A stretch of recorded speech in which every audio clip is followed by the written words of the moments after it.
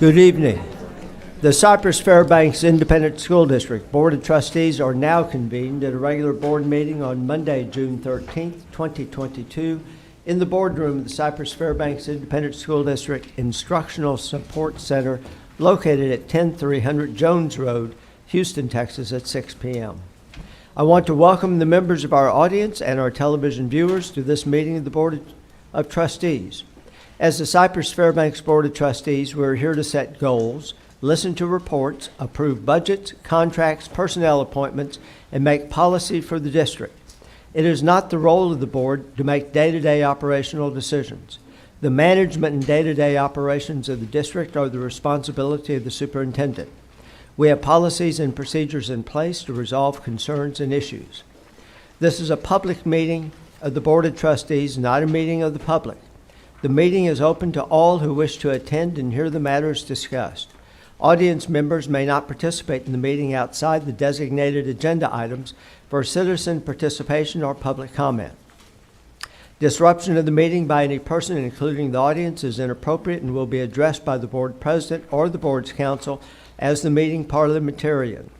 Continued or repeated disruption of any board meeting by words or action may result in removal or loss of the privilege to attend the meeting. Prior to this meeting, board members received information related to items on tonight's agenda. Agenda items will not necessarily be handled in the order listed on the notice. During the course of this meeting, the board may determine that a closed session is necessary. In that event, the board will meet in closed session to consider matters duly posted for this meeting as permitted by sections 551.071 through 551.084 of the Texas Government Code. These proceedings are airing live on Comcast Channel 16 and the district website. They will also be available as video on demand on the district website following tonight's meeting. For the video to adequately reflect the proceedings, I respectfully ask that you please refrain from talking while others are speaking and that cell phones are turned off in silent mode. Thank you for taking the time to join us this evening and for your interest in the Cypress-Fairbanks Independent School District. I would also like to take this opportunity to recognize our Community Leadership Committee members who are in attendance this evening. And that would include Grace Handley. Grace, thank you. And Donica Lloyd. If you'll raise your hand. There we go. Thank you. Tonight, the invocation will be given by Dr. Henry as our pastor was held up in traffic. At this time, I would ask for you to please stand for the invocation and the Pledge of Allegiance. Join me in prayer, please. Dear Father, thank you so much for giving us the opportunity to live in such a wonderful country, a great state, and a wonderful community. Thank you so much for all of the great support that we receive from this community. And Lord, I'm just so thankful for the leaders across this dais up here, Lord, and just the wisdom that they provide representing our community. Lord, I lift up in special prayer the Collins family. Lord, please be with them as they go through these difficult days. Put your healing hand on them as they cope with this tragedy. And Lord, our friends in Uvalde, Lord, please continue to provide them strength and help the community to continue to rally around those families that have lost so much. Lord, I pray this evening that this meeting will reflect your will, and that we will always keep you first and foremost in our mind as the trustees make decisions. In your name we pray. Amen. Amen. Please join with me. I pledge allegiance to the flag of the United States of America and to the republic for which it stands, one nation, under God, indivisible, with liberty and justice for all. Please be seated.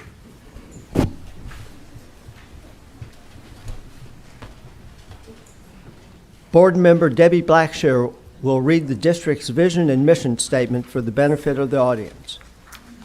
Our vision at CFISD is formed from the acronym LEAD, to learn, empower, achieve, dream.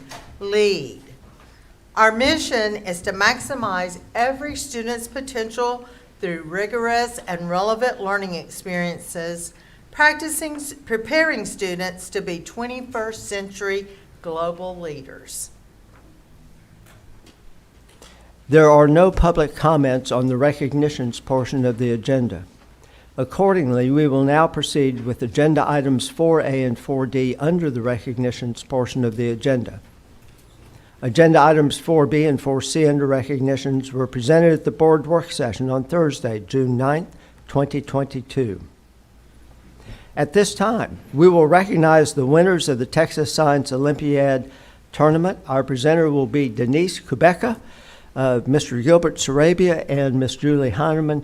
If you will go to the front to help recognize what our students have done. Denise, the microphone is yours. Well, I do not look like Denise. You do not. We're going to improvise. Good evening, President Jackson, board members, and Dr. Henry. I am proud to have the opportunity to represent secondary science and share with you some exciting results related to Science Olympiad.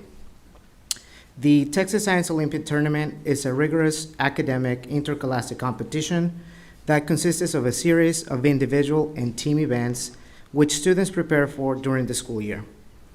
The competition follows the format of popular board games, TV shows, and athletic games.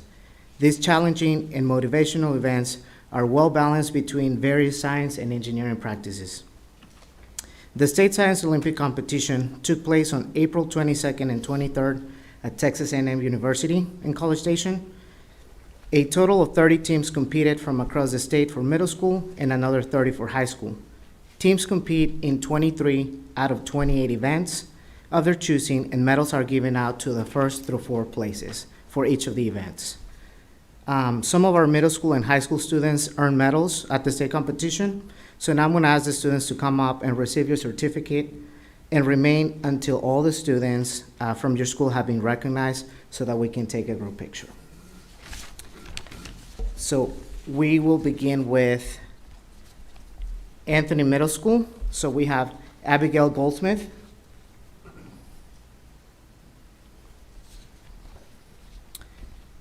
Ruhi Gore, Nathan Krakora, and Nimesh Ramanujakutam.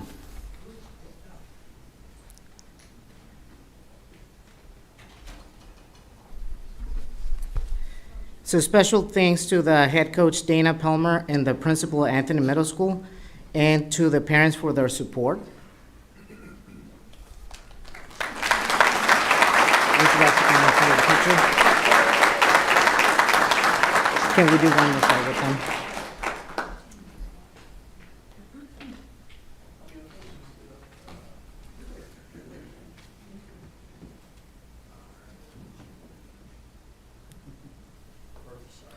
And parents, if you're in here, please stand up so we can recognize you as well.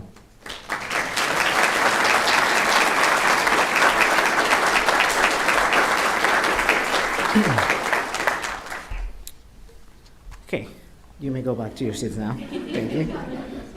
So now we're going to move on to Goodson Middle School. We have Sarah Sanchez,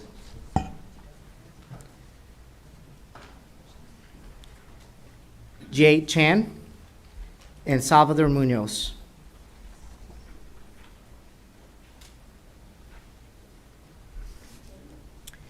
And again, special thanks to the head coach, Kelly Stanford, and the principal at Goodson Middle School, and to their parents for their support.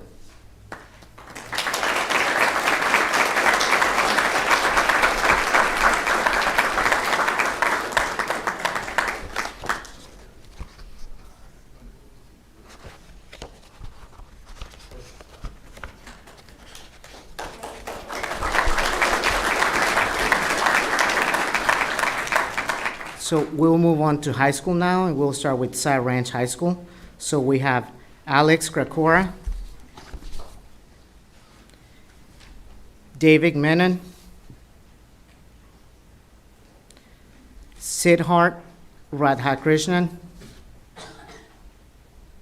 Aaron Bellany, Parth Tiwari, and Veronica Patino.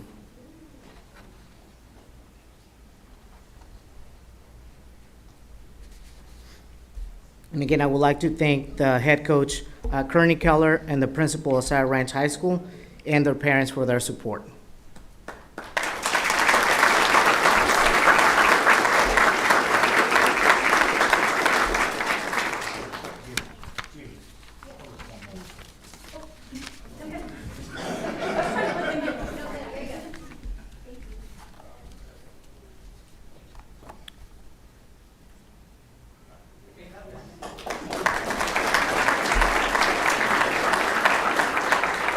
Okay, so next we have Cy Woods High School. We have Franklin Hung, Kim Wen, and Abigail Behrens. And special thanks to the head coach, Tisha Campbell, the principal at Cy Woods, and parents for their support.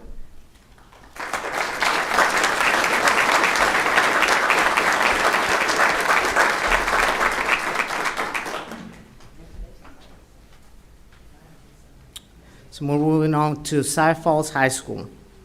Fabian Sandoval, Nick Turner. Special thanks to the head coach, Jennifer Wallner, the principal of Cy Falls, and their parents for their support.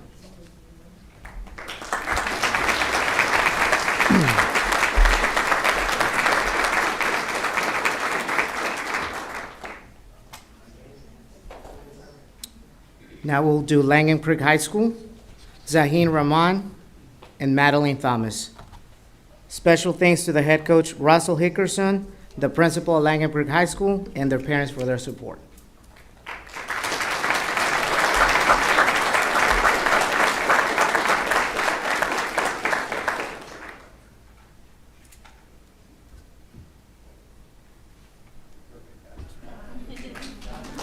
Okay, so this concludes the Science Olympiad recognition, and we're good to go.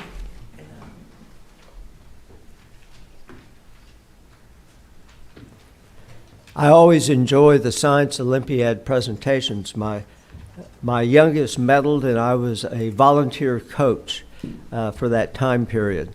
I regret the fact that I could not come up with the proper answer for what does a blue moon mean. That will forever haunt me, but that's okay. parents and coaches and students, if you wish, you may stay for the rest of the meeting. Last time we were here until I think about 10:30. But if you want to leave early and catch this at your leisure at home, you're free to do so. So we'll take a 2 or 3 minute break in case any of you all wish to leave at this time.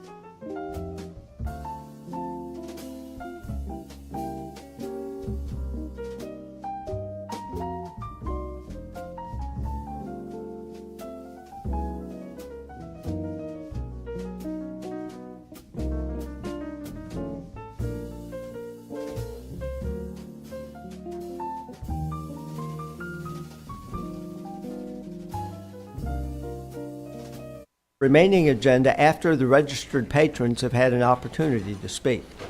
Patrons who have registered to speak this evening may see the order of their names listed on the screens to your right and to your left. Before your name is called, please move forward and sit in one of the 2 reserved seats on the front row.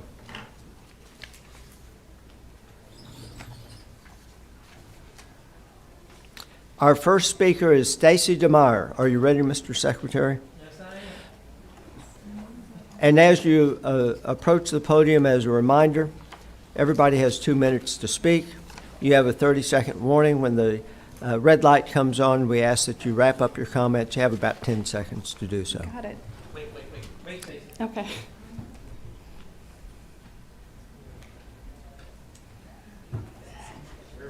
Okay. Tonight, I'm speaking on agenda item 7A. In a perfect world where public education is fully funded in Texas, I would be devoting my comments tonight on where I feel the district is falling short with taking care of our teachers and staff. I discuss how, despite receiving a raise, our teachers and staff are still not getting compensated enough. I'd also be questioning the district's high health insurance premiums, which are at amounts that many teachers are finding difficult to pay for.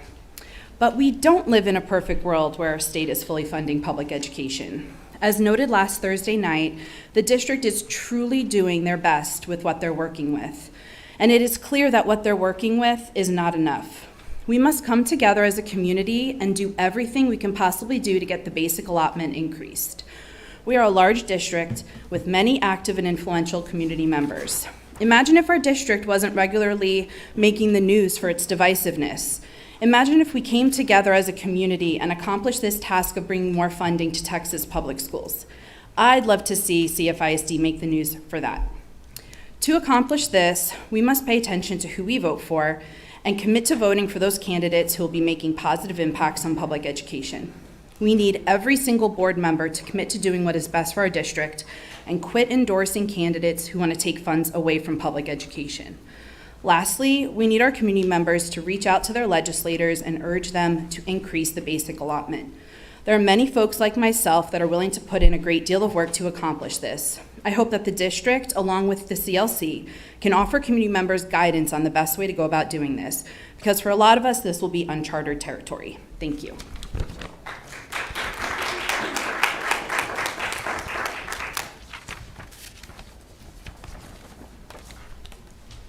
Our next speaker is Mrs. Nikki Cowart. We need your help tonight. We need your help. We have always set the standard for public education in our region. I believe that to my core. And Cypher-ISD has a history of strong starting salaries, but we are woefully neglecting our most veteran educators. Someone said, pay teachers what they deserve, and you will get the teachers that our kids deserve. While we can appreciate being physically mindful of the fund balance, we also must truly account for the current staff vacancies we have endured over the last 2 years and continue to battle. We know that there are over 20 school districts in Harris County alone, and we're all vying for the same workforce. As we all sat here together last Thursday night, a neighboring district at the same time unanimously voted and passed an 11% pay raise. Another district that touches ours actually passed and announced their pay raise way back in April before completing their budget this June. I respectfully ask that we consider doing this earlier in the future, and I also respectfully request that if we discuss TRS care premiums that are not increasing the next school year, we should have certainly included all the years it did increase and consume much of the pay raise dollars of the past. Bottom line, we need your help. We have been pushing for a 7% pay raise, the addition of paid bereavement leave days, additional monies for teachers that are covering classes, and please provide a stipend for bilingual employees who are repeatedly asked to work as translators.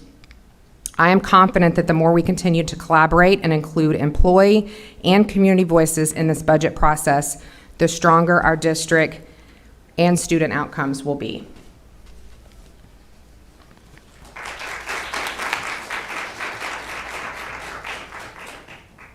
Our next speaker is Christina Woods. I'm speaking on 10C. Before I sat down to write my comments today, I listened again to the testimony of Lexi Rubio's mother. Lexi was killed at Robb Elementary. Every time I hear this mother talk about her precious child, it is heartbreaking. Texas has taken the top spot for school shootings in the country since 2012. After the Santa Fe shooting, Governor Abbott assembled a roundtable to discuss school safety. Gun reforms were never on that table, but instead he added more armed law enforcement to campuses and put more onus on teachers to protect students. However, the data continue to bear out that having armed law enforcement on campus does not provide the safety we as parents and community members are told it will. In fact, a 2021 JAMA study of school shootings showed that armed law enforcement on school campuses does not reduce school shootings. In fact, the study showed that law enforcement on campus actually increased deaths on campus. The study suggests that officers' weapons may increase aggression, which is a phenomenon known as weapons effect, and may be further exacerbated by the fact that many school shooters are suicidal. Even though 98% of school shooters were male and 76% were white, having law enforcement on campus causes negative interactions between law enforcement and BIPOC, and increased disciplinary action taken against BIPOC for age-appropriate behaviors. Another fact confirmed by the data over and over is that Black girls are more likely than any other group to be arrested by law enforcement on campus. While I appreciate the lengths at which the district has gone to harden campuses against a would-be shooter, gun reforms are still being resisted at the state and federal level, while more firepower is getting into the hands of the wrong people. It is clear from some board member comments and from the budget information shared at the June 9th work session that the district is prepared to spend more money on policing, showing that it is not allowing policy to follow data. It is time for this district to take a hard look at how policing in the district is affecting BIPOC and that it is not reducing school shootings. It is also way past time for the district to begin implementing the recommendations for the equity audit and reinstate the resolution to condemn racism. Thank you.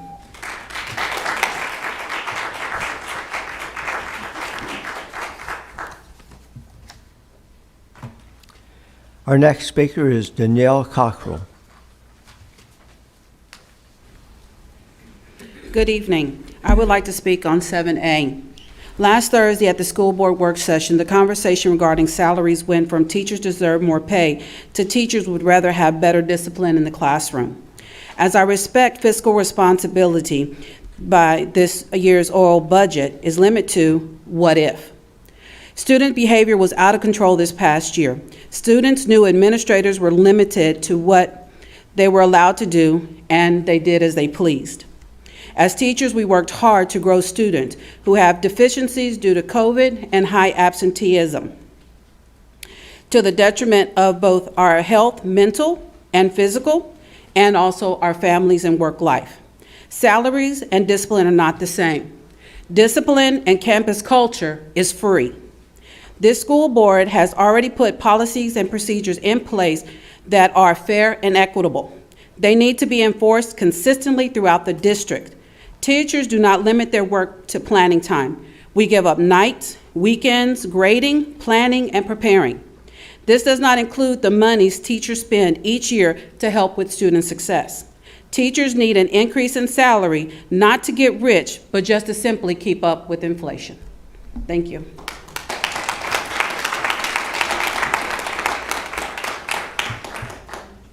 Our next speaker is Tara Cummings. I'm going to speak on 4D and 7A. I want to share with you a wonderful achievement by one of our students, Brooke Adams, who just graduated from Bridgeland High School and who is headed to Alabama State University to pursue a degree in education.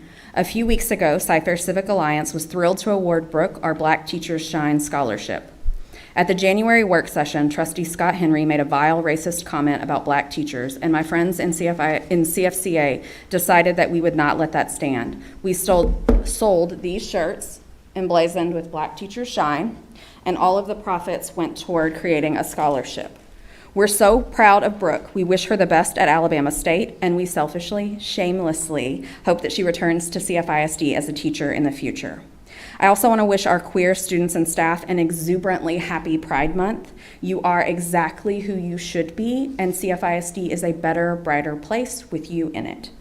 In terms of the budget, I want to ditto everything that Ms. DeMeyer said about the engagement that we need to do at the state level to make some changes for public education funding. And I especially want to call upon our newest trustees to better mind your votes. All three of you recently proudly endorsed a blatantly anti-public ed candidate. You either support public schools or you don't. You either support CFISD or you don't. Your vote tips your hand, and the community is paying attention. Thank you.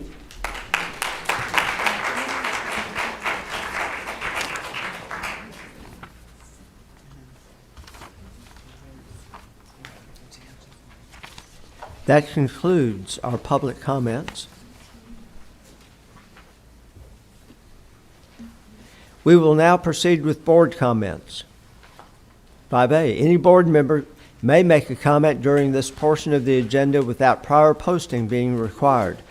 Comment items may not pertain to the character of any student, staff, or board member and may not be discussed or deliberated upon at this meeting. I'm going to start on my right side this evening. Mr. Henry. Good evening, and thank you everyone for being here, both in person and online. I'm appreciative of the conversations and the work done on the budgets to ensure that we take care of all of our employees in the district and both maximize our budget and to improve what's best for our kiddos and the educators alike. Decisions are never easy. They're never taken lightly. But in all this, we're doing everything we can to absolutely value everything we do for the professionals that everyone calls Cyfair their home. In the end, we're all singularly focused on one thing, which is education.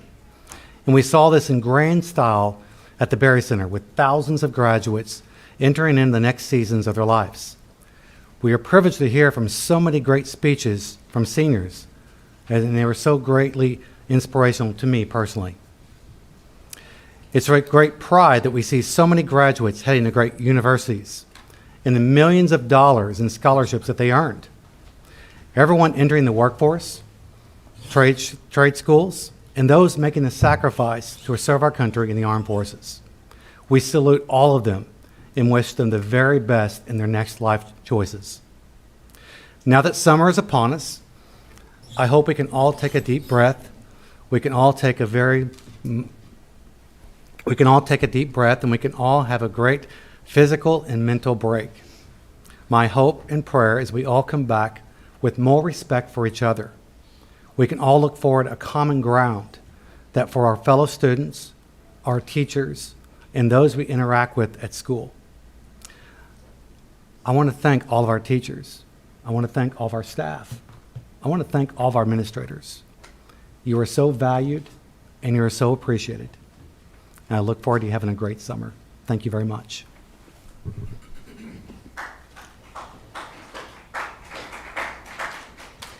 Dr. Natalie Blasingame.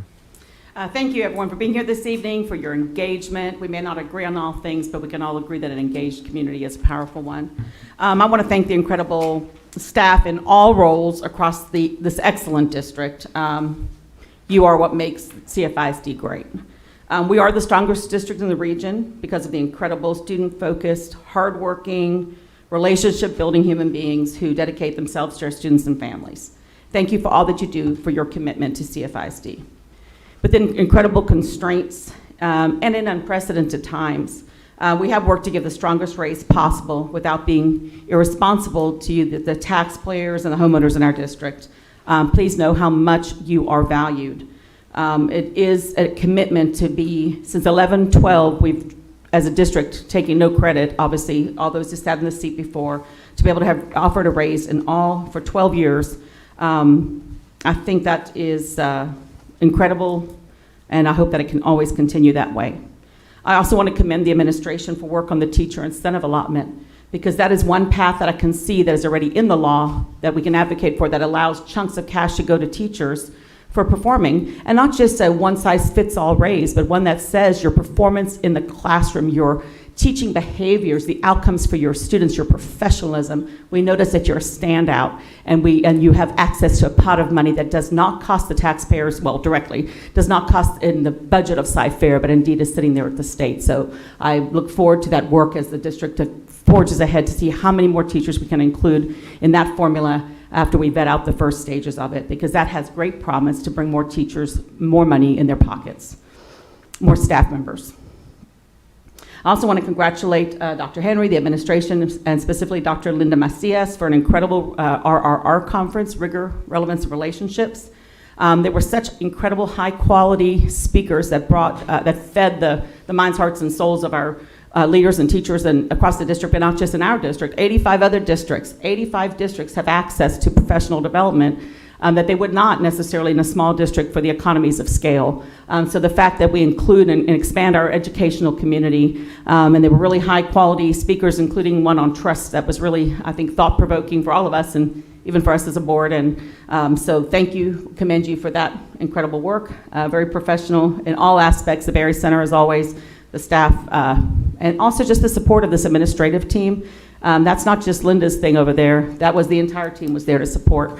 And that speaks to why this district operates so well, because they have a team that cares for each other and supports each other in the work. We also had a compliment while there, a gentleman a very bright, very incredible gentleman who I happen to know from Rice Educational Entrepreneurship Program during his MBA. He works for someone who is a vendor to the system in teacher coaching work. And he said, "Oh, this is the best district around." And his compliment was, when Cy-Fair administration notices something, they figure it out, they get it fixed right away. And so I want to pass that compliment on to the administration of Cy-Fair. I also want to congratulate the Langham Creek team, Principal Martinez and his team, who shared about the Lobo Heart, because they were speaking about intentional development of teachers and teams to care about the students, build relationships, and also build the outcomes. It's the English 2 team was sponsored, was highlighted, and I was able to show them a little note in my phone at the end of the session with my own daughter who had written to her English teacher saying exactly that she had learned so well under her, but how much she had cared and built relationship. And so I commend the Langham team and all the high schools that were there listening, and all the schools that are working to build those relationships while they push their students. I also would like to, my prayers are with the community of Uvalde and the Collins family, and our job is to ask the right questions and push push for all the safety features that we can. And we do need to continue to have that discussion. However, I would say that also we continue our work on the hearts and the minds of children because that ultimately is what's going to be the power to change the momentum. And congratulations to all the graduates. They heard it there, but there were just seeing every single face walking across the stage at all 12 graduations was such an incredible moment to reflect on the work that we do for each individual child, to have all the families out there cheering and to remember that behind each child is a family. And so it was a complete honor and privilege to be part of the graduations. And I commend the team for the incredible work they did to truly honor our graduates. And I wish each of you a nice little summer break in July. We'll see you in August.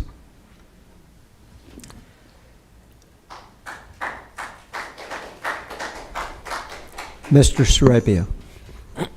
Welcome, everybody. Commencements, we had 12 there at the Berry Center, and they were run magnificently. We want to thank Beth Wade and her staff for hosting us and everybody else. Got it down pat. Around 9,000 seniors graduated throughout the district, and it was, when you hear that Palm Circumstance, it's the best. It gets you fired up every time we're walking down the way there. The administration and everybody, Deborah and Iffy for hosting us, taking care of us the whole time there. The days seem not to drag so much this time. Last time they were a little bit long though, but they were very, very well done this year. Congratulations to the administration and the guys putting it on and stuff. That's outstanding work. The awards last Thursday, as many of you saw, throughout the year. We give awards throughout the year on different facets. It's just amazing. The staff, the educators, the employees making it possible to make sure that the kids can strive to be the best they can be. Today, we'll have an important vote. I'd like to echo Debbie's comments on Thursday. I wish we could give everybody everything that everybody wanted, no matter what percent it was, and all across. And but looking at the future, we do have to be fiscally responsible to the community and stuff. But we think we did something here to help all employees here, and there's not a one person up here who thinks otherwise. We want everybody to get as much as they can get. It's much deserved, and it's just going to be one of those years. Hopefully, it trends later on to the better.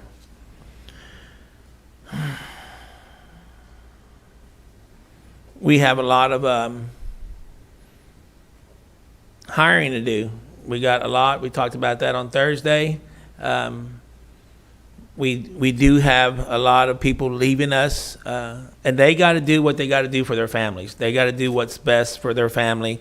And if there's greener pasture somewhere else, I'm sorry that they had to leave our family here, and we wish them nothing but the best. But I do believe, I said this Thursday, that next person up, give the next chance to the next person who can step into line and assume a position. I remember my son a few years ago when he was coming out and he was looking at his teaching profession. He was like, I think it was like May or something like that, and he was starting to wonder where he was going to go. And unbecoming to me, that's way early for districts to come out there and get him. And of course, they came and got him.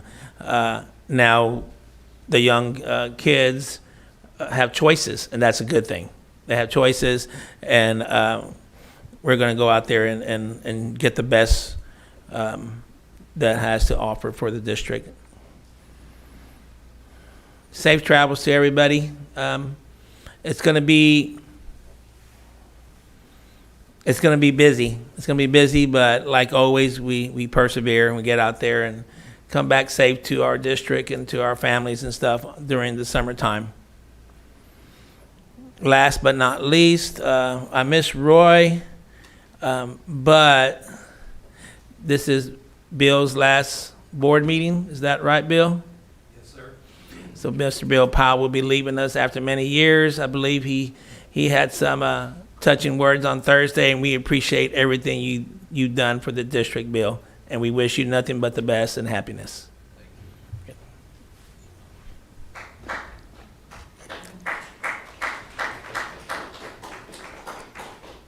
Ms. Blackshear. Yes, sir. Good evening, everyone. So happy to see you this evening. I too want to start with congratulating our 2022 graduates. Regretfully, I only made one graduation this year due to unprepared for hospitalization, but I was happy to be at that one because I always love the joy in the faces of our graduates as they cross that line and receive their diploma. And then the very favorite is at the end when they're all tossing their hats and all the joy on their faces. I too want to extend my condolences to the Collins family. One of them, Mrs. Collins, is a teacher in our district, and when something happens to someone in our Cypher family, we all grieve with them and feel their pain deeply. And also to our to the families in the Uvalde area, and to our I don't know if we call them sister or brother school board there in Uvalde.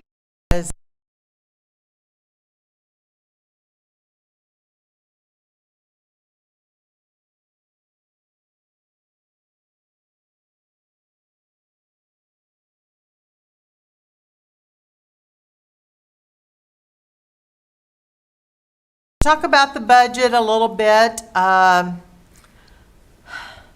You know, I said it Monday night, or Thursday night, tonight is Monday night, Thursday night, if we were able, I would give every teacher in this district at least a 10% raise.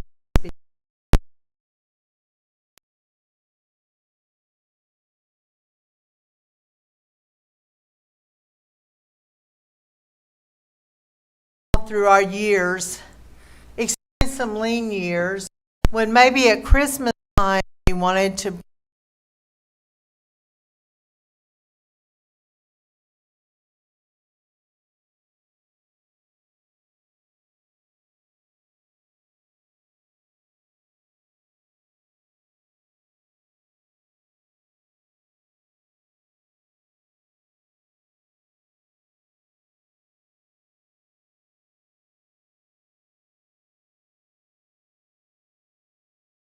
pull the money from somewhere, but we're already operating lean, and I believe that we have come up with the best solution that we can for our staff at this time, although it's not what we would choose if we could.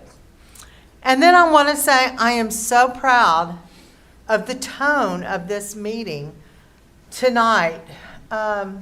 I have been so wrapped up in my recovery over the last 11 months that I probably haven't been as vocal as I should have, but I have been really distressed by the lack of decorum in some of our meetings and the way that some of our community members and parents handle themselves.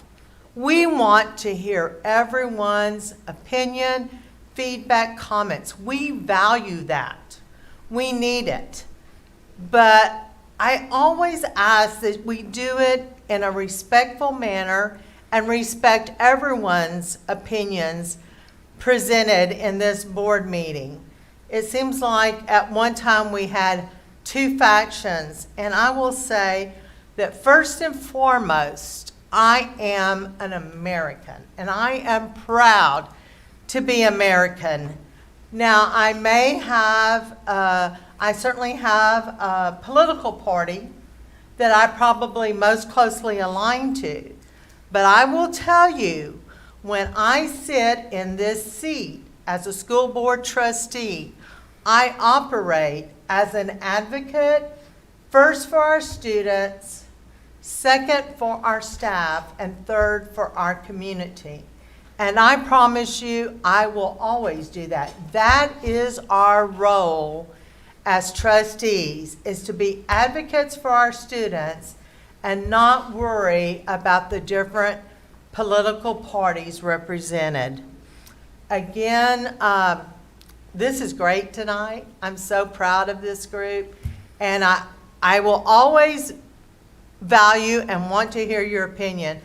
But I just ask, especially in past times when we've had young children present in our boardroom, to hear such behavior by people they respect. You know, there's a saying that children learn what they live. And I don't ever want any child from our school district to say they saw bad behavior exhibited at their school board meeting. I believe that we're all adults, and as such, we can behave that way. Thank you.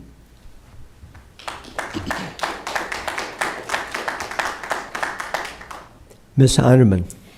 Thank you, Mr. President. I want to make a quick comment first on last Thursday's work session when we were introducing new campus and district leaders and celebrating them with their families. I found it truly inspiring to see the next generation of campus and district leadership step up and step into their well-deserved places. Our district honors and builds on its strong foundation and its legacy while growing and investing in new leaders. I'm very proud of CFISD. I love celebrating during the break with the families of individuals who were recognized last week, as well as their campus families. And speaking of families, my heart does go out to the Farney Elementary family, who is loving and caring for one of their teachers. As evidenced by the prayer vigil the other night on campus, the Collins family is much loved, and they will need to lean on the love and support of their Farney family for months and years to come. As others have said, we are all heartbroken over the loss of lives of students and teachers in Uvalde, Texas. I have to share with you, every morning during the school year, when I start my day and say my morning prayers, I always think about our students and our teachers, and I pray every day that everyone returns home safely. It's the worst nightmare of a superintendent of a board to have something happen on a campus to our students and our staff. I want to thank all of the community members who participated in the 2014 and 2019 CFISD long-range planning committees. These groups of community members focused on school safety to ensure the district will make significant investments in facilities and technology to help keep our kids safe. I am proud to have supported both the 2014 and 2019 bond programs, which were resoundingly voted in favor by a very large majority of our CFISD community. Our community values the safety of our students and wants to ensure that schools have facilities that are not just safe, but are well maintained and updated to provide effective learning environments. I'm so grateful that our community cares about our kids, our teachers, and our schools. I want to make a quick comment about TASB, which is the Texas Association of School Boards. TASB is a nonprofit organization that is governed by its membership, and its members are the 1,000 locally elected school boards in Texas. The Texas Association of School Boards provides services needed by school districts and often mandated by state law in a cost-effective and efficient manner. Recently, there was a vote by the TASB Board of Directors to end membership in the National School Board Association. This vote occurred after the results of an independent investigation were finally released. Results showed that there was a lack of good management and poor internal processes, as certainly demonstrated by the letter that was sent by NASB without member approval or even awareness to the federal government. That letter did not and does not reflect the values and opinions of school boards in Texas. For these reasons, the Board of Directors of TASB voted to end membership in the National School Board Association. As a TASB director, I will share how I voted, and I voted yes to leaving the National School Board Association. Board meetings. Last week's board meeting on Thursday was very, very long and very productive. Thank you to all the community members who reached out by email and in person to share positive feedback about the tone of the meeting.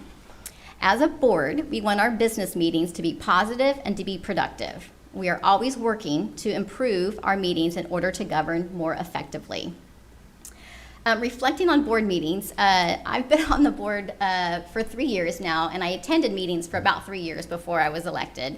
And I remember when meetings were less like sporting events or soap operas and more like business meetings. So I think that's what we're trying to get back to, and I look forward to that. I also remember 2 years ago when the board met in closed session to learn about and discuss legislative changes to public board meetings. We quickly learned the new law, considered new procedures, and worked to consensus efficiently and effectively. And I don't know if y'all knew this, but citizens' participation is not actually required by law, only public agenda comments. The board at that time believed it was important to offer citizens' participation so local community members could share their concerns about non-agenda topics directly with the board. And I still believe that. I wish it was not open mic night for lies, name-calling, and misinformation, but the core value of engaging with the community and giving stakeholders an opportunity to speak to the board continues to be important to me. This board is considering making some changes moving forward with the new school year. I support the upcoming changes to the structure of our board meetings as reached through a lengthy process of discussion, consideration, and ultimately consensus by this current board. I look forward to more opportunities to collaborate and build consensus with our board as we continue to govern our school district together. And finally, I just want to make a comment that our community is truly the beneficiary of public education. We are growing the next generation of citizens, our future workforce, and I think that the majority of our community really cares about the real issues in our district. Real issues include ensuring that we are educating the whole child, academics, character, work ethic, critical thinking, so they have success in the real world after graduation. Other issues include teacher recruitment and retention, and that includes compensation and workload. The mental health of our students and staff, and finally, ultimately, funding. I look forward to working with my colleagues as we continue to work on all of these issues together. Have a great summer. Recharge your batteries, and I look forward to seeing everybody at the start of the new school year.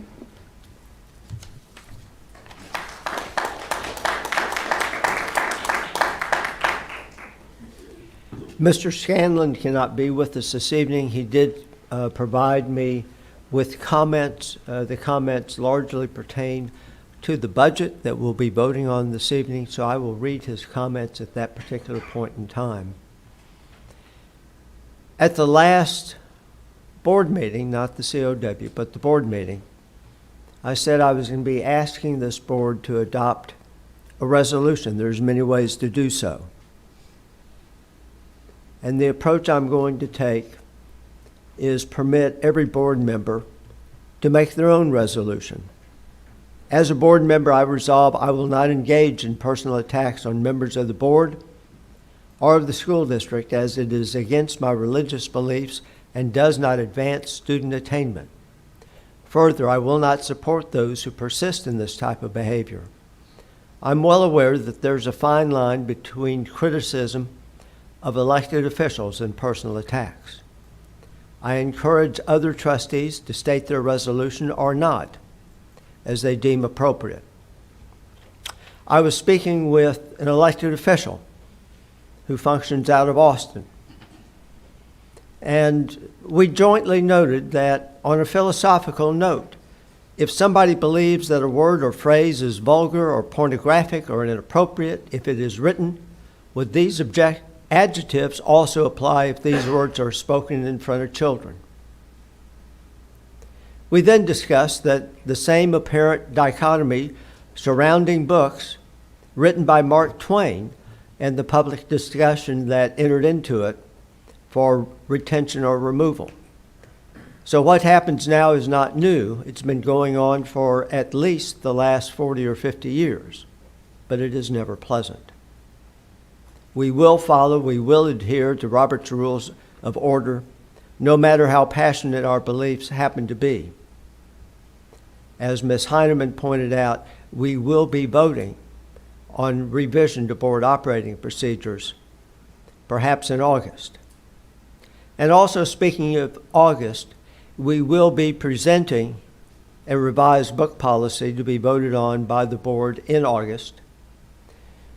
As I mentioned, in March, I had requested Vice President Heineman and myself to meet with senior management to review our book policy, and we asked them to go back, review the situation, and see if we can't come out with a better solution. These things do take time. We will see that in August. Commissioner Morath reminded us when he first took office that the number one job of any school district is to make certain that your child returns home safely. What happened in Uvalde happened to all of us. I served in the class of 16 with a fellow trustee from Uvalde. The horror and tragedy still resides everywhere, even with those who are not from that area, but in other places around this state.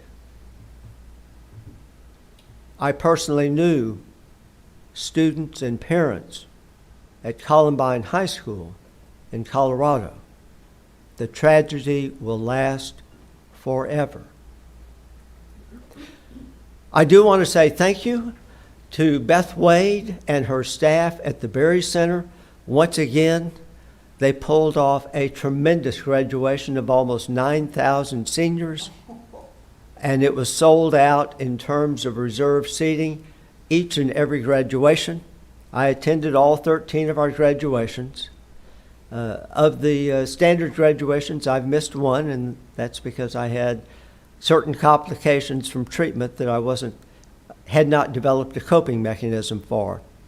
But speaking of that, I want to say thank you to my colleagues up here who have donated over 300 hours of volunteer time since the last board meeting. And those board members who came to graduations, and it required courage on their part, in addition to coming to see graduates walk across the stage. And did they do more than walk across the stage? You bet. Any number of them also had already been awarded their associate's degree from Lone Star College before they received their high school diploma.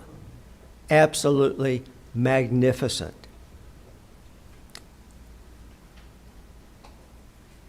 I want to just conclude with a reminder that research shows that a harmonious board and a harmonious citizenry results in greater student attainment, but also in lower operating cost. You did hear me say at the last board meeting, not Thursday, but the last board meeting, I told management I was willing to sacrifice a full month of our reserves to address situations that they deemed most appropriate. And that was partly in respect of what COVID has done for 2 years, but also the disharmony that is present, because that is felt in the classroom and it is felt by our students as well.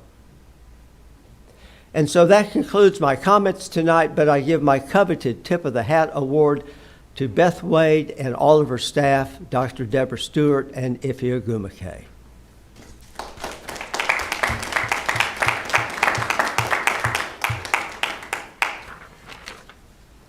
We will now proceed with citizen participation. As a reminder of our new process, if you have registered to speak this evening, you will see the order of names listed on the screens to your right and to your left.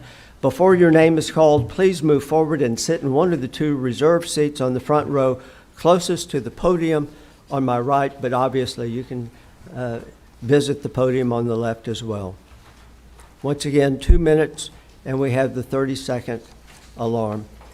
Our first speaker for this evening is Patsy Gillum. I have something to give to the board members. I don't know. How Just hand how it. do I do that? Thank you.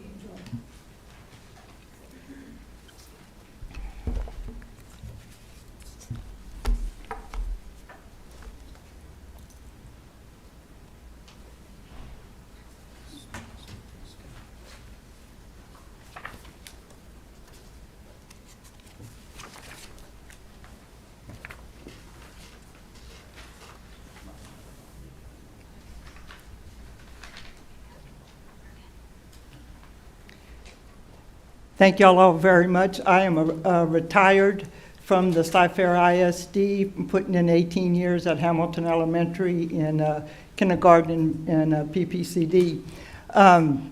What you have before you is some pieces of information. I'm on the board for the IC Foundation for Safe Police Response. We have had mentally ill loved ones killed by police who did not have de-escalation training.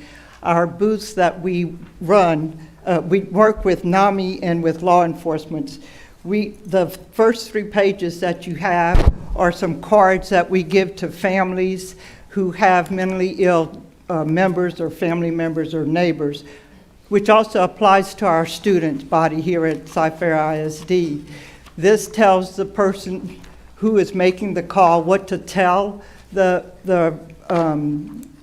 dispatcher, what to do while waiting for crisis intervention training police officer to come to the home. We did attend the celebration for the Cypher Police Department. We did give those same 3 sheets to the police department here for Cypher. I encourage y'all to see what y'all can do with that, to cycle that down through our school system. Maybe our nurses, our counselors can give those to some of the family members that have mentally ill. Some of the teachers may even have a use for that kind of verbiage. The second 3 pages that you see in my handout is that there's a book called The New Alphabet for Humanity. It approaches changing the hearts and minds of children in the pre-K kindergarten grades, that their alphabet that they teach is like M for mindfulness, or N for nurturing, L is for loving, H is for happiness, G is for gratitude. It's a mindset that we can teach pre-K kindergartners maybe first. I don't know how far it can go, but this kind of foundation can be used to change the student body so that as they go forward, they are more comfortable with diversity and accepting others. Please stop. Thank you very much.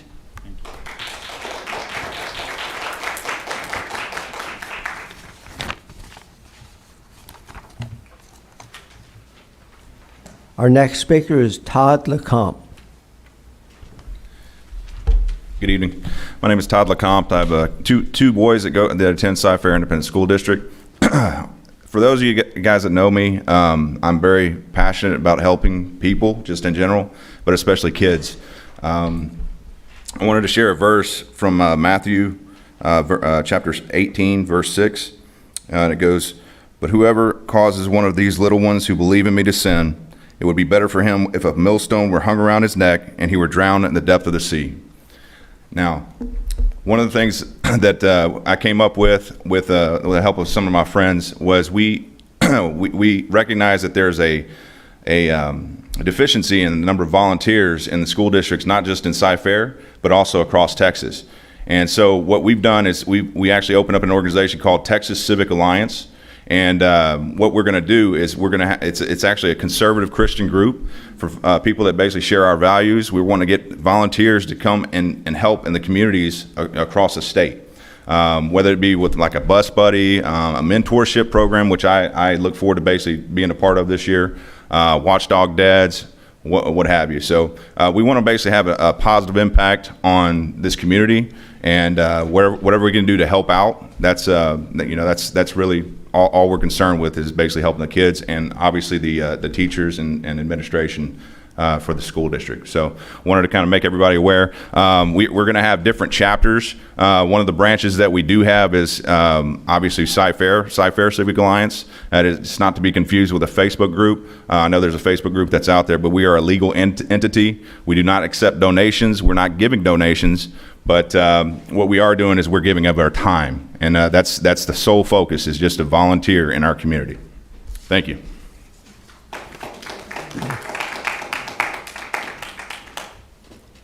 Our next speaker is Mark Golaby.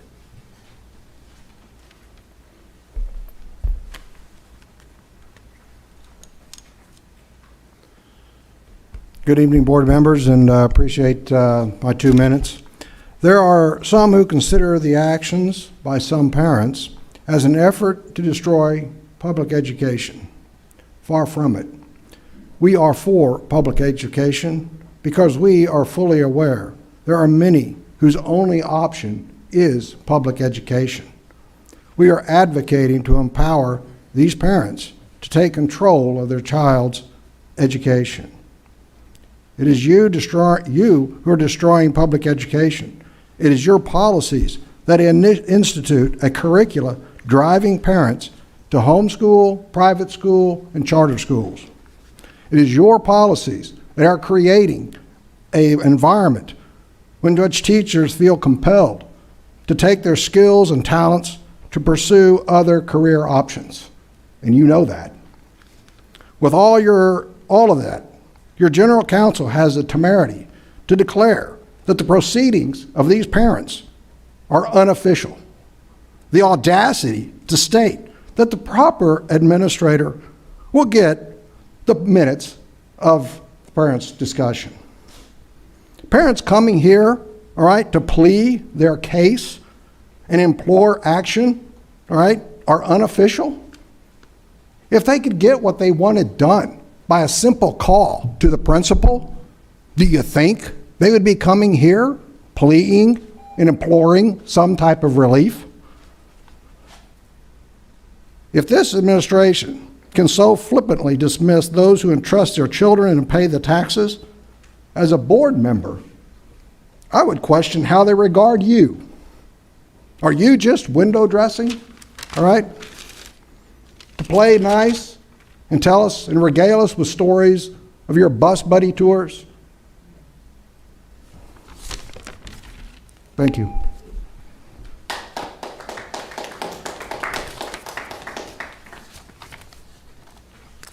Our next speaker is Monica Dean. I was pleased to hear the district finally acknowledging that the disruptive and violent behavior issues have skyrocketed over the past year, and adherence to stricter policies will begin in August. Campuses have become extremely dangerous for students and teachers alike. To say that there were no mistakes made over the last year is irresponsible. Like the Titanic, the captain must acknowledge the huge iceberg that lies ahead, as well as what lies deep below the surface. By listening to his trusted crew and repeated cries from concerned parents, hopefully the ship can be steered back in the right direction and not suffer the same fate. A student carrying a loaded handgun on campus should warrant a letter to all parents in the district, especially right after the Uvalde tragedy. Adding more police and adopting the Guardian or Marshall Plan for teachers to train and carry should definitely be considered and approved by the board. Because of this volatile environment, I was told by a friend in the profession, teachers now fear getting sued by a student or parent. Many are leaving, and others that choose to stay are seeking an outlet for legal representation. Being in Texas, they may never wanted or felt the need to join a union, especially one like AFT that doesn't align with conservative values. So great news, there's two options to consider. One is called Innovative Teachers of Texas, ittexas.org, and the other is Christian Educators Association International, CEAI.org. I loved hearing all of these people being recognized at the work session, professionally and athletically. Many attributed their success to not only the support of their family, but most importantly, their faith in God. When we put God at the forefront of all our decisions, personally, professionally, and at the ballot box, we can achieve greatness. Otherwise, chaos ensues on a grand scale like we are seeing now. There's a reason why our national motto must remain, "In God we trust."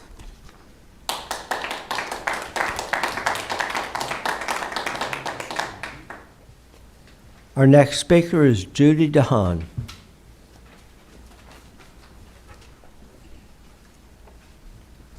Good evening. Thank you for having me. In February's board meeting, I spoke to you about CFISD's Safety and Security Action Plan, which coincidentally was not provided for the public to review at that time. I brought to your attention 8 different safety incidents of concern.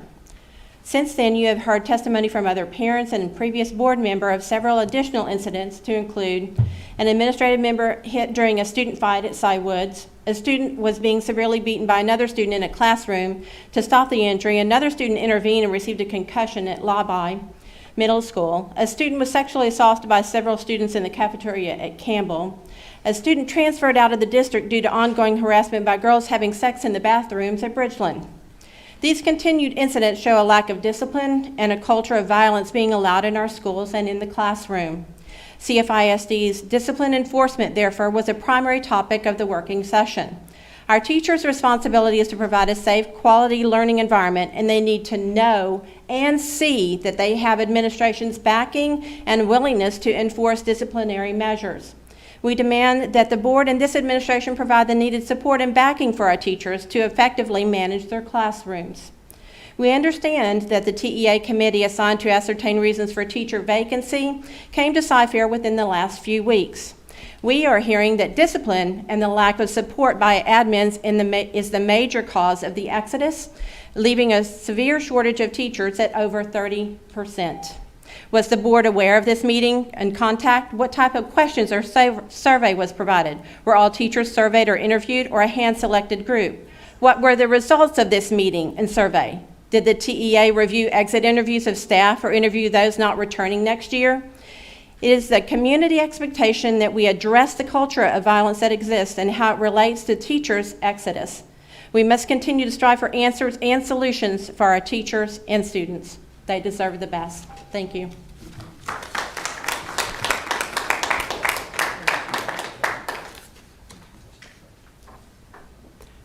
Our next speaker is Javier Cervantes.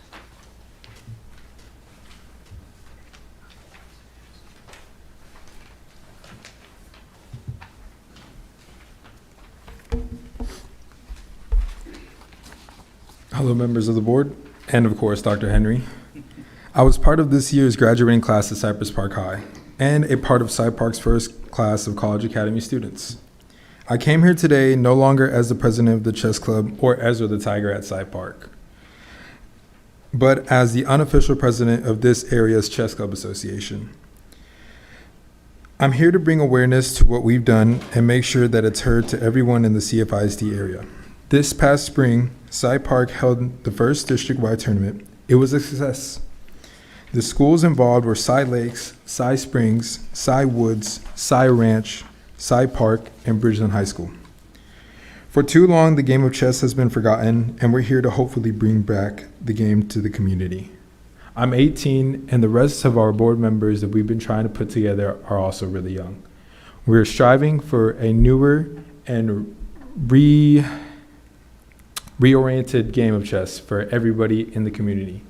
I would like to be in your memory over this summer as we get ready to start in this fall. So please don't forget, and just be ready to see us at the Berry Center, hopefully. Thank you.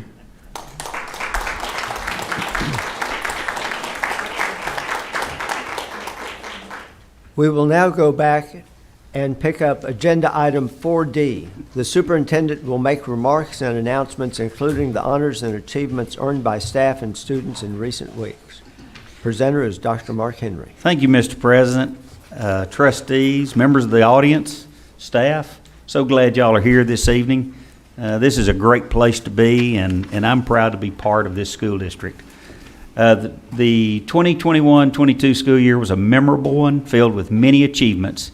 So I want you to check out the monitors and enjoy a brief video that highlights the year that was. Do we have music?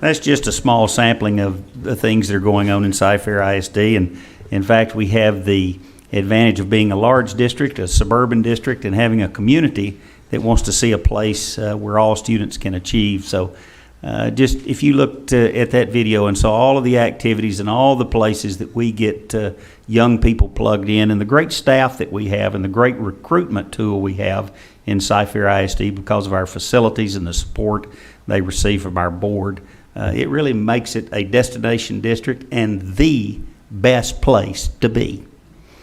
Cypress Creek High School recently inducted 3 alumni into its 2022 Wall of Honor.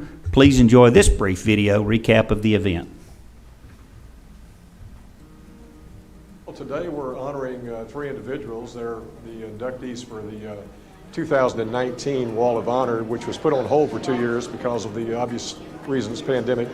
And so today is the day for us to be able to induct them and put them on the Wall of Honor here at Cypress Creek. When I left as principal back in 2012, I always wanted to accomplish the idea of having a Wall of Honor. We created a nomination committee, and we actually inducted 9 people in that first year.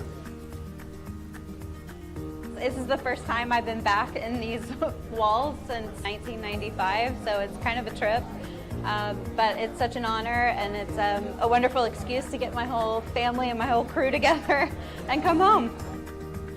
That is a testament to the dedicated teachers and faculty that we have here at Cypress Creek that saw greatness in them that they maybe not even saw in themselves, and then inspired them to go on out into the world, into college and education after college, and do great things. Well, I think the Wall of Honor is something that reflects the quality, the excellence of not only Cypress Creek High School, obviously, but it's a legacy to the school because of all the incredible talent that's come out of this school and the great things they've done. And it's a reflection on not only the parents and the community and the staff here, but also the school district, Cypher ISD.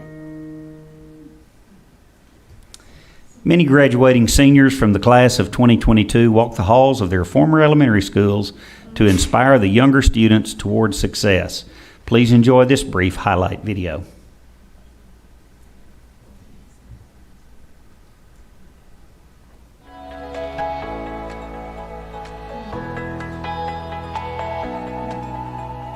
Today was amazing. It was really such a good experience. You know, you get to see like how everything is so small, but when you're living it, it's like so big. And seeing all the teachers who helped raise you and bring you up and shape you into the person you are today is really amazing.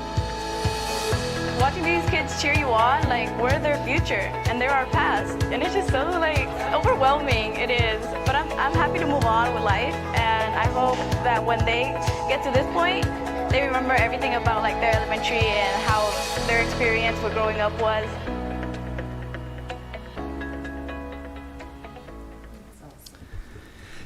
The class of 2022 graduation ceremonies took place between May 24th and 28th at the Berry Center. You've heard our trustees talk about that. The exact number was 8,868 graduates from 12 high schools that walked the stage. More than 62,000 guests attended the class of the 2022 commencement exercises, while 51,906 others live streamed the graduation ceremonies. In addition to earning their high school diplomas, 199 seniors from Cy Lake, Cy Park, Cy Ridge, Cy Woods, and Langham Creek also graduated with their associate degrees from Lone Star College Cy-Fair through the CFISD College Academy. Here's a brief video to share about our graduation. I guess it's going.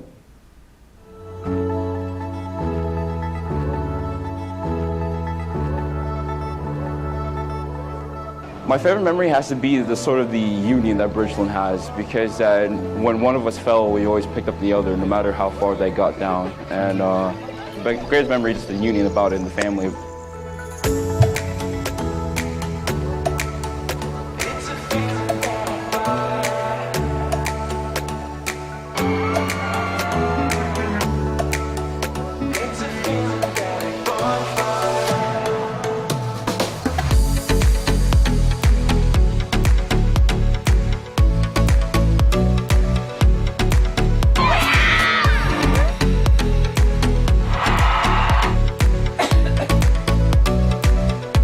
There's so many firsts that this class accomplished for us at Cypress Park, and we just could not be more thrilled to see them celebrate this day and move on to their next.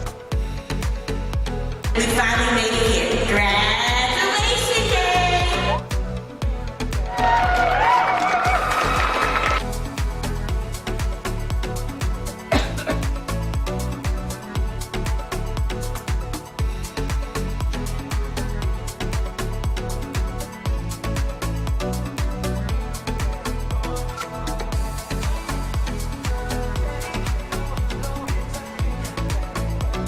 I love graduation week. It's the most exhausting week of the year, but it's the most gratifying. So I'm just so thankful that all of our teachers and our families and our staff made it possible this year.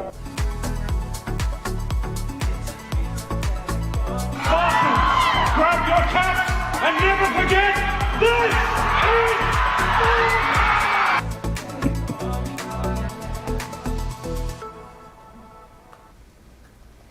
Diana Brown, Nutrition Services Quality Assurance and Compliance Coordinator, was inducted into the No Kid Hungry Texas Hunger Hero Hall of Fame for her work during the COVID-19 pandemic. The inaugural award and celebration honored 5 individuals across the state who go above and beyond to ensure kids have access to healthy meals every day. And I would just finish up my remarks by just acknowledging a couple of people that it is their last board meeting, that we'll be losing 2 of our assistant superintendents. Y'all have already heard about Bill Powell. Bill, stand up. Bill is such a great person. He provides great customer service. I think all of our campuses would tell you that when you're dealing with Bill, you know that he's going to find a solution and respond however he can. So Bill, thank you so much for your years of service here in Cypress. And then we also have the one and only Dr. Carla Brosnahan. Stand up, Carla. Carla this is her last board meeting. She'll be retiring just in a few days. And Carla she's had a huge impact on this district, probably one of those impacts that, well, not probably, it runs very deep. Many of our current leaders that are leading campuses and are leading throughout the district were under her tutelage. She truly is a legend in Cy-Fair ISD. And Carla, it's been such a privilege to work with you the last 11 years, and I wish you the best in retirement. Thank you.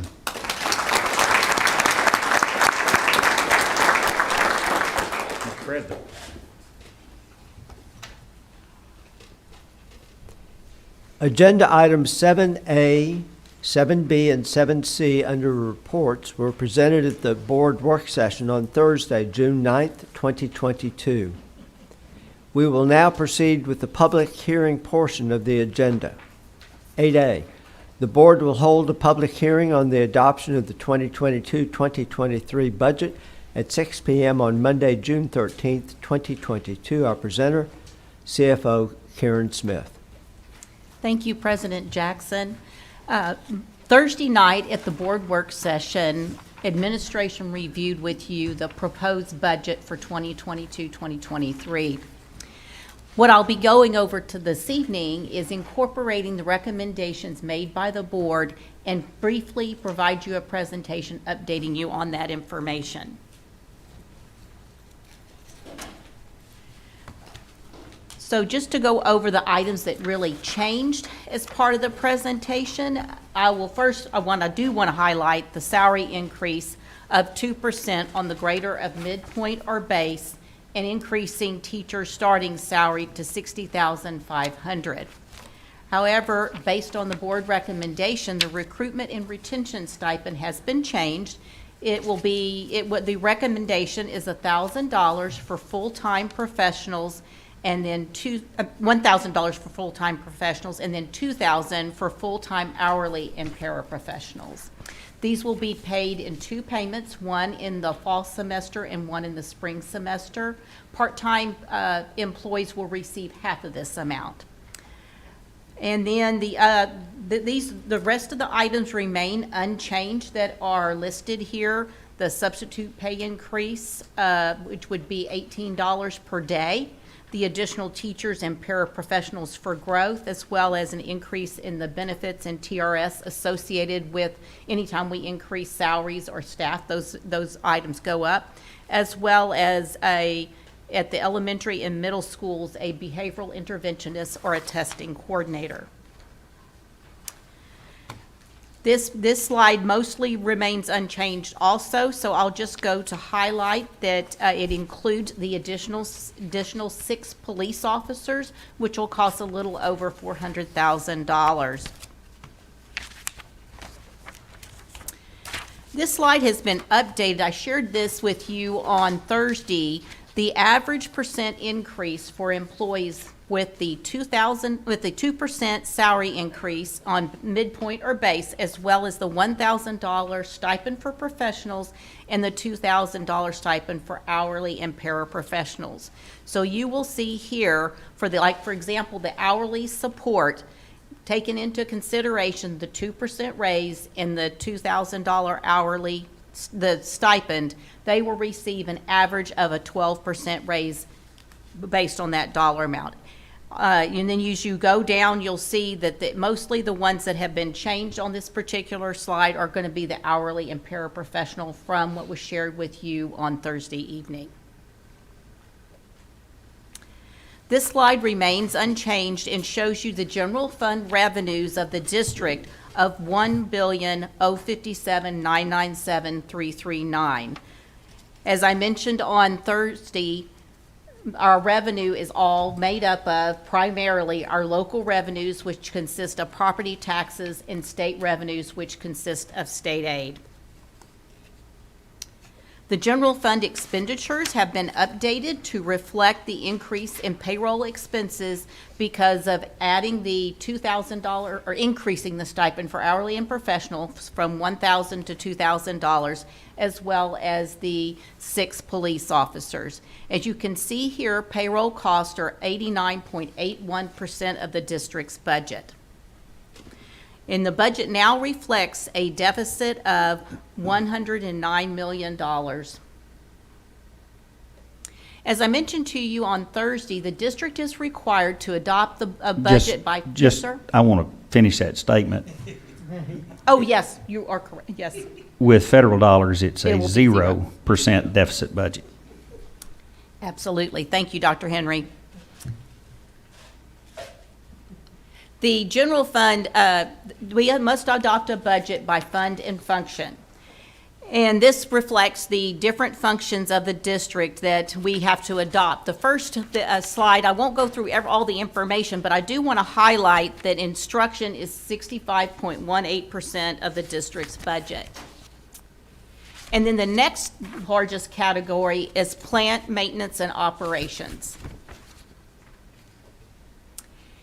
And I want to just add one thing to that. I apologize for interrupting here. No, but and actually, plant maintenance and operations, I just want everyone to understand that we are responsible for over 18 million square feet of indoor space. That doesn't even include outdoor space. So we take care of a lot of buildings. And I want to highlight that general administration, you will see here, is 1.79% of our budget. The school district is required to include as part of its budget the cost for accelerated instruction, and we have to highlight, which you'll see down at the bottom of this slide, $12.8 million of our expenditures are related to accelerated instruction. School districts are required to set aside that money for any students that failed end-of-course exams or did not do well on those exams, and we have to provide that accelerated instruction and separate it out as part of our budget process.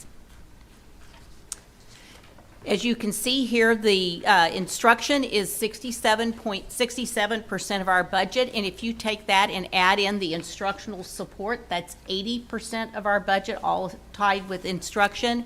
And I think we all know that the district operations, such as transportation, also support. And so that comes up to 96% of our budget spent towards those areas. And once again, you can see central administration is, it's actually a little less than 2%. This is the debt service budget remains unchanged, and it is a balanced budget, as well as the food service budget remains unchanged, and it is a balanced budget. So now I'm open to any questions that you might have over the presentation. I will start to my right. Once again, Mr. Henry. Dr. Blassingame.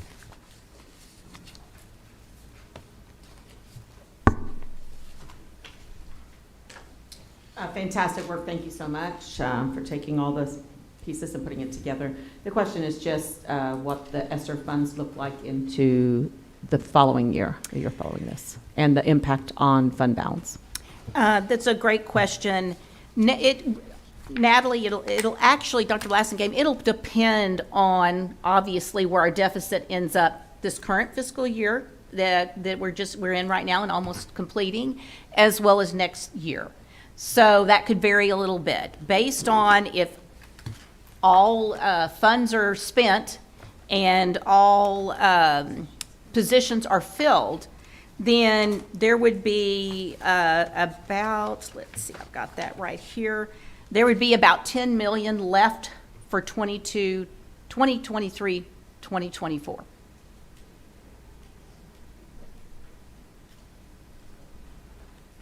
Thank you. Mm-hmm. Mr. Sarabia.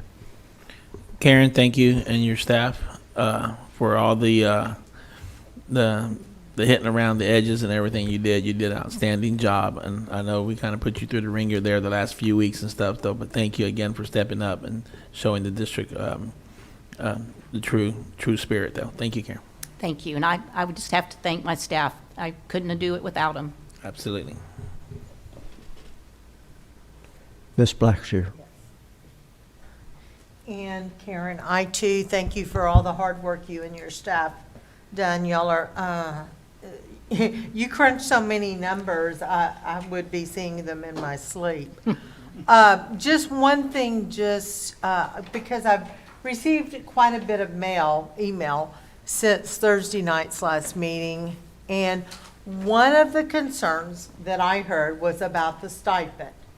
And I just want to clarify for our viewing audience, because I think a lot of people may be unaware of this, but am I correct in saying that the stipend does not go towards their TRS retirement amount? You are correct. The stipend is going to be paid out of ESSER. Separate check. ESSER funds. And there's some restrictions associated with the ESSER funds, and it's basically calling it a recruitment and retention stipend. And can you tell me what will be withheld from that check, from the stipend check? Just the normal withholding that would come out of any pay that an employee receives. There would be no TRS. Correct. Withholding. Okay, just your normal taxes. Mm-hmm. Okay. Well, thank you again. Mm-hmm. Ms. Heinerman. Thank you, Mr. President.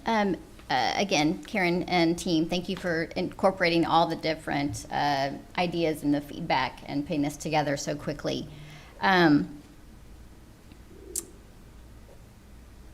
feel that the board worked well towards consensus to create a budget that is necessary to run the district, and also to provide recruitment and retention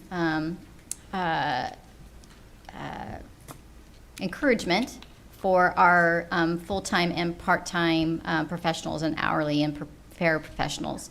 One thing that was important in our very first conversation was to address concerns with some of our staff, custodians, nutrition services, to try to bring their pay up. So I feel like this budget does reflect that priority for us. Obviously, I have a concern about using so much of our ESSER funds or of our federal relief funds this year and not having as much left over for next year. I think it just really reinforces the priority for us as a board and a community to advocate with our elected officials at the state level to address the revenue side. As we mentioned before, we don't really have any control over the revenue side of our balance sheet, and that's where we need some assistance in encouraging our elected officials to fund public schools at the true cost of educating children today. Thank you.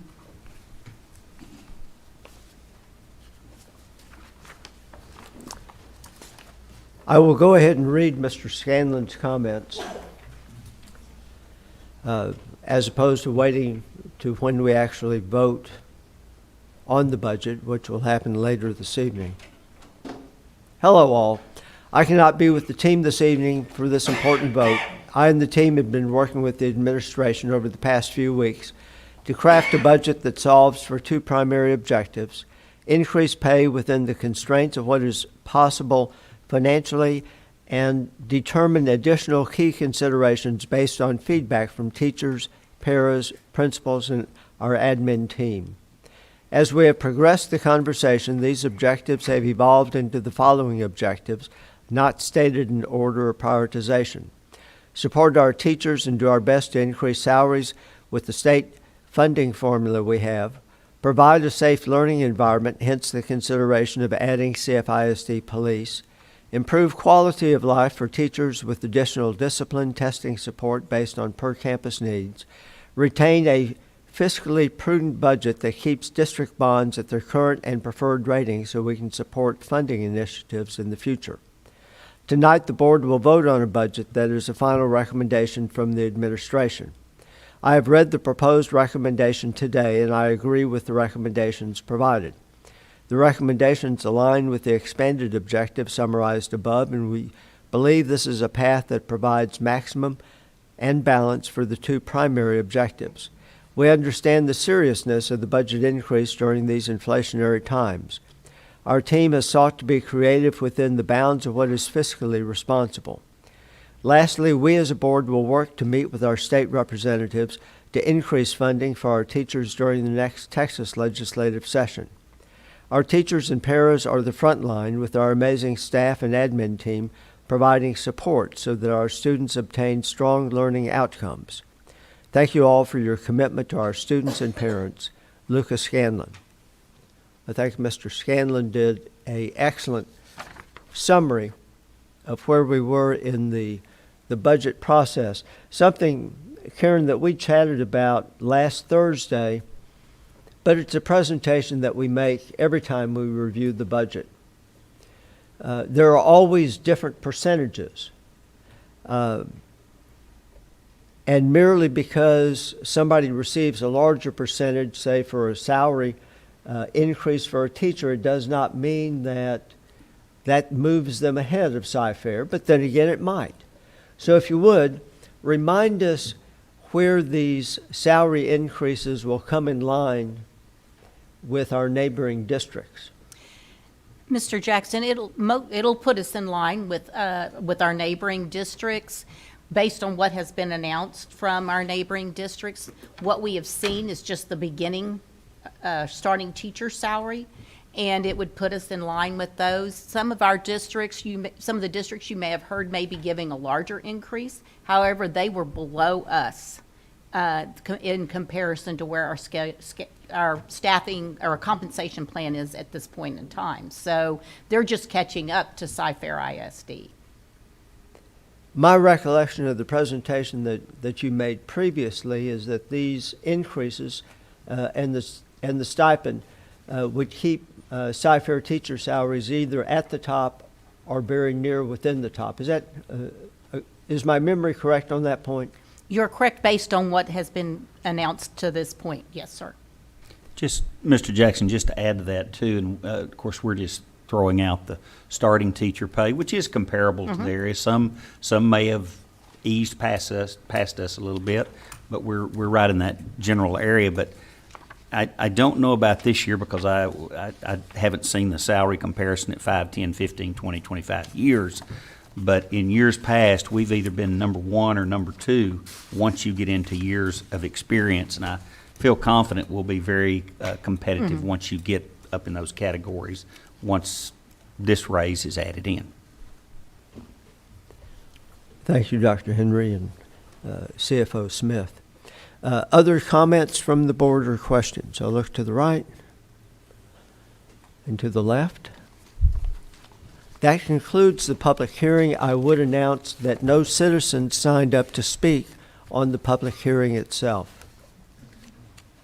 We will now proceed with the consensus action items portion of the agenda.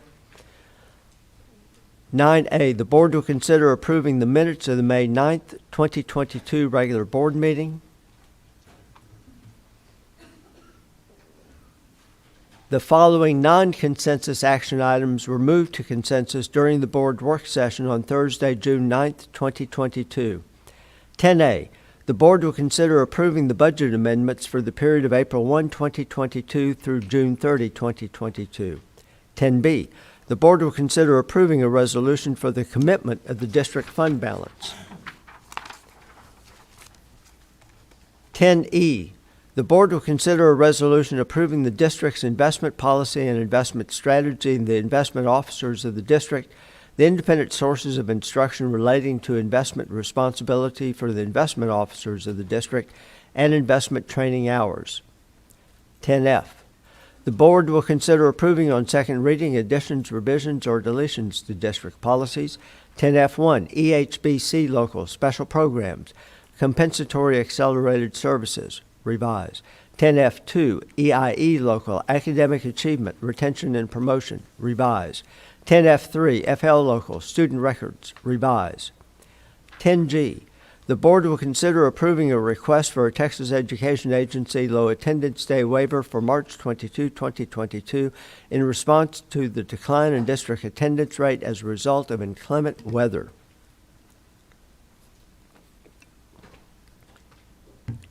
(10H), the board will consider approving the memorandum of understanding between Harris County Juvenile Board and Cypress-Fairbanks ISD to participate in the JJAEP for the 2022-2023 school year.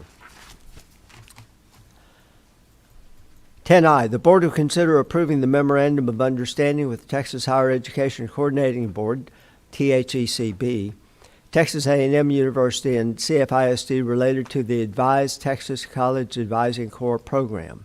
10J, the board will consider approving the memorandum of understanding with Avance Houston Incorporated and Cypress-Fairbanks Independent School District to collaborate as partner with Avance Houston's Healthy Relationships Building Futures Youth Programs. 10K, the board will consider approving the 2022-2023 interlocal agreement with Harris County Resources for Children and Adults, HCRCA, for the services of 19 youth service specialists. 10L, the board will consider approving the attached list of facilities for off-campus physical education, Category 1, for the 2022-2023 school year. 10M, the board will consider approving the list of advanced courses for exemption purposes for the 2022-2023 school year.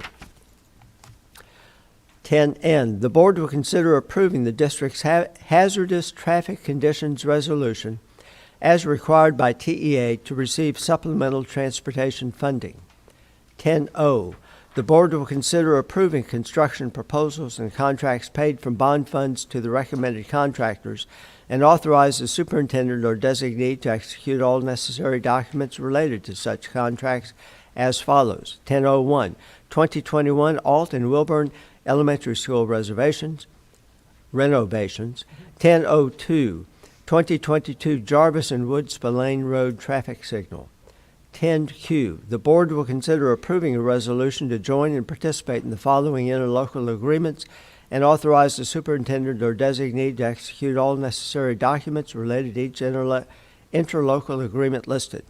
Education Service Center Region 13, Texas State Library and Archives Commission, University of Oklahoma, and University of Texas.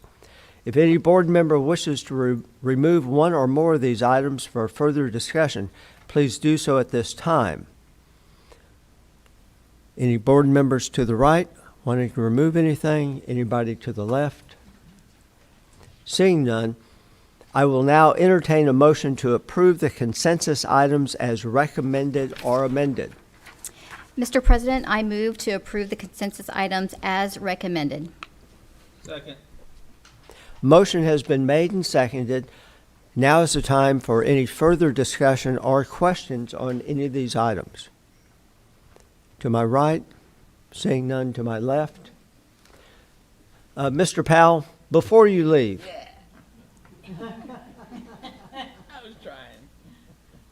it is always important, I think, for the public, but also we as a board to know how do we identify a hazardous crossing. And I had mentioned that we might talk about this last Thursday, and lo and behold, it actually happened. How do we identify a hazardous area? Yes, sir. If there is a commercial area, there is no walk path for a student to take to their campus, their home campus, or if they have to cross any type of hazardous multi-lane highway or roadway, we do consider that hazardous. Do we do a physical inspection? Yes, sir. And we have to review them every year because as fast as we're growing and the streets are growing, sometimes they're 2 lanes, now they're 4 lanes, sometimes 6 lanes. So we do have to go back and reevaluate every campus every year, especially those that have a lot of construction around them. So this is not a static process, but an ongoing review? Correct. Very good. Thank you, sir. Thank you. Oh, yes, sir. Mr. Sarabia. Would Holbrook fall in that category with the yes, with the 1 lane that they got now because of all the construction that came up in prior years? And it is very heavy commercial. Right. Yes. And the county would have to help on their end. I would have to go back and look, but as far as the back side of Holbrook, there might be some walk paths through those neighborhoods to Holbrook, but for the majority, the front side, it's too much commercial and that narrow street and the deep ditches. There's no safe walk path for those students. Thank you, Bill. You're welcome. And just thank y'all for everything that y'all do for the school district. Like Dr. Henry has said many times, it is an incredible district, and I was honored to work here for 20 years. Thank you. Thank you, Bill. Comments, questions to the right? Comments, questions to the left? Hearing none, I will now call on a vote. All in favor, please raise your right hand. The motion passes. The following non-consensus action items remained on non-consensus. 10C, the board will consider the adoption of the 2022-2023 budget, including the 2022-2023 staff compensation plan. May I have a motion to approve this non-consensus item as recommended or amended? Mr. President, I move that the board adopt the 2022-2023 budget, including the 2022-2023 staff compensation plan as recommended. May I hear a second? I second. The motion has been made and seconded. Are there any questions? Hearing none, I will now call for a vote. All in favor, please signify by raising your right hand. The motion passes. 10D. I will pass 10D to my vice president because I have to abstain from this. I have completed the affidavit disclosing substantial interest in a business entity or real property as required by law, and I will pass this affidavit over to the secretary. 10D, the board will consider approving a list of qualified financial institutions, brokers, dealers, investment pools, and investment advisors that are authorized to engage in investment transactions with the district. May I have a motion to approve the non-consensus item as recommended or amended? Go ahead. I move that the board approve a list of qualified financial institutions, brokers, dealers, investments, pools, investment advisors, and authorize or engage in investment transactions with the district. May I have a second? I second. Are there any questions? We will take a vote. All in favor, please raise your right hand. The motion has passed. Thank you, Ms. Heinerman. And Holly, if you would, please let the record show that I abstained. Thank you. Item 10P, Vice President Heineman. 10P, the board will consider awarding bids and contracts and/or authorizing purchase orders as recommended in the posted agenda item. 10P1, appliance repair parts. 10P2, art and miscellaneous school supplies. 10P3, assorted food for nutrition services 2022. 10P4, bananas for nutrition services. 10P5, beverages for nutrition services. 10P6, chicken and sausage products for nutrition services. 10P7, event staff contract labor. 10P8, excess workers' compensation, renew policy. 10P9, farm to school produce for nutrition services. 10P10, fencing and wire mesh partitions. 10P11, fresh bread for nutrition services. 10P12, Google Workspace for Education Plus. 10P13, Health Services Agency Nurse. 10P14, Ice Cream for Nutrition Services. 10P15, Milk and Juice for Nutrition Services. 10P16, Pizza and Pepperoni for Nutrition Services. 10P17, Processed Produce for Nutrition Services. 10P18, School Liability, Privacy and Information Security, and Automobile Insurance Renewal. 10P19, Software License and Maintenance Renewal Expansion. 10P20, Structural Pest Control. 10P21, Tomato Products for Nutrition Services. 10P22, Trays and Assorted Disposables for Nutrition Services. 10P23, Trucks for Nutrition Services. 10P24, Warehouse Material Handling Equipment for Nutrition Services. 10P25, Whole Produce for Nutrition Services. 10P26, Yogurt for Nutrition Services.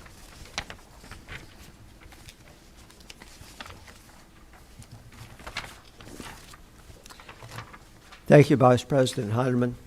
May I have a motion to approve the non-consensus item as recommended or amended?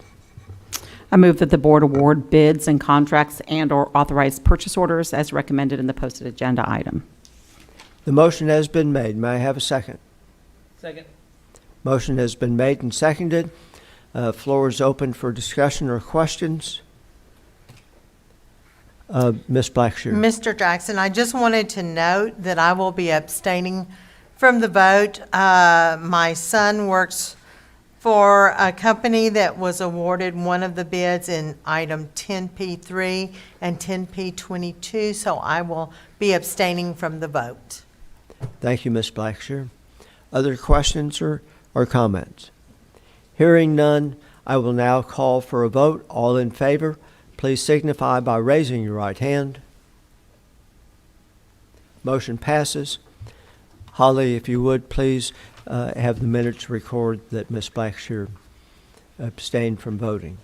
10R, the board will consider giving notice to Shekiah Lee that her term contract has been non-renewed. This item was previously discussed in closed session. May I have a motion to approve the non-consensus item as recommended or amended? Mr. President, I move that the board authorize the board president to notify Shekiah Lee that her term contract has been non-renewed and her employment with the district has ended. May I have a second? I second. Motion has been made and seconded. Are there any questions or comments? Hearing none, I will now call for a vote. All in favor, please signify by raising your right hand. Motion passes. The board will consider authorizing the superintendent or designee to finalize and execute a purchase and sale agreement for an elementary school site in the Avalon at Cypress Development and negotiate and execute any necessary closing documents, contracts, easements, utility services, and development agreements. This item will be discussed in closed session pursuant to Section 551.072 immediately following the regular board meeting this evening.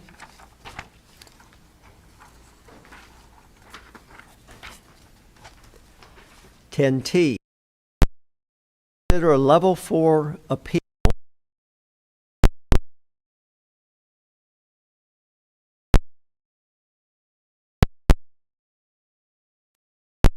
to 9th, 2022. Therefore, the board will take action on this agenda item this evening. Board will take no action. Mr. President, did we do 10Q?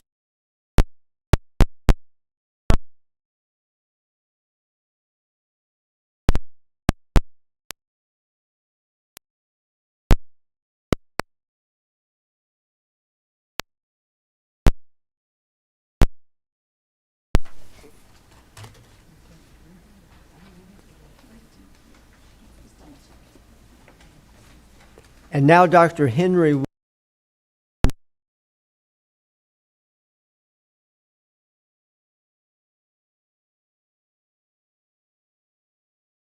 A paraprofessional and support staff job fair on July 14th from 9 a.m. to noon and from 3:30 to 6:30 p.m. at the Berry Center. We will be hiring for several positions, including paras, community programs, maintenance,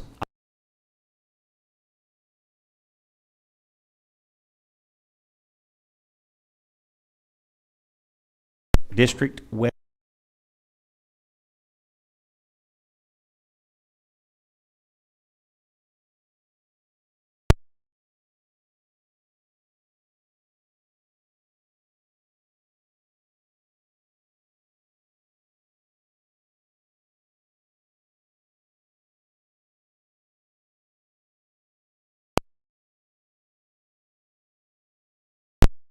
As mentioned, the district will be closed July 4th in observance of Independence Day.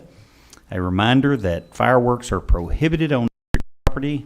That's